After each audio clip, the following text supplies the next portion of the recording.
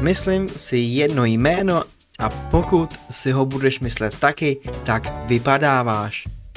Jako první si myslím jméno na písmenko M.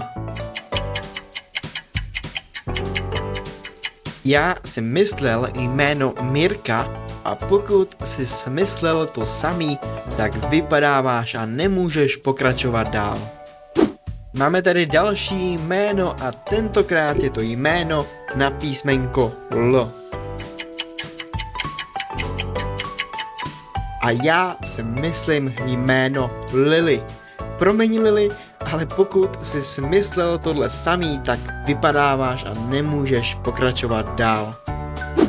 A jestli si ještě nevypadl, tak zkus dát odběr do 3 sekund.